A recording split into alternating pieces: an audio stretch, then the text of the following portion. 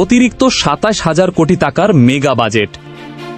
হঠাৎ কেন নিজেদের সামরিক শক্তিকে এক ধাক্কায় বহুগুণে বাড়িয়ে নিচ্ছে বাংলাদেশ? আর ঢাকার এই এক সিদ্ধান্তেই বা কেন দিল্লির নীতি নির্ধারকদের কপালে চিন্তার ভাঁজ? দক্ষিণ এশিয়ার ভূ রাজনীতিতে এক নিঃশব্দ কিন্তু ভয়ঙ্কর পট পরিবর্তন ঘটছে।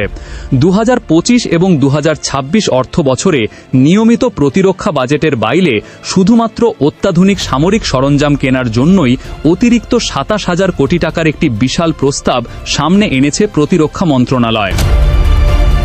এই মেগা প্ল্যানের সিংহভাগ অর্থাৎ প্রায় ১২,০০০ কোটি টাকায় খরচ করা হবে বিমান বাহিনীর পেছনে।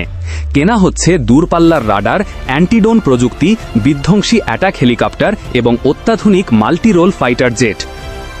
অর্থাৎ বাংলাদেশের আকাশসীমা এখন থেকে হবে সম্পূর্ণ নিরেট ও দুর্ভেদ্য।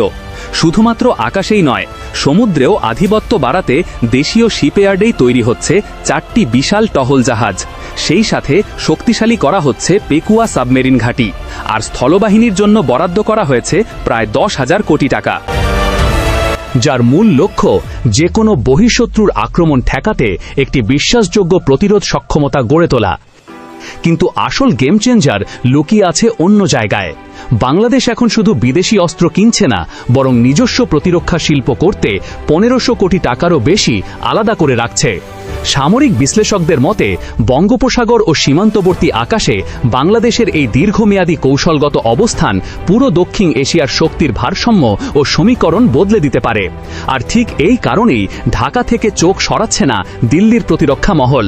কোনো পরাশক্তির ওপর অন্ধভাবে নির্ভরশীল না হয়ে নিজেদের সার্বভৌমত্ব রক্ষায় বাংলাদেশের এই ঐতিহাসিক সামরিক রূপান্তরকে আপনি কিভাবে দেখছেন? আপনার মূল্যবান মতামত কমেন্ট করে জানান।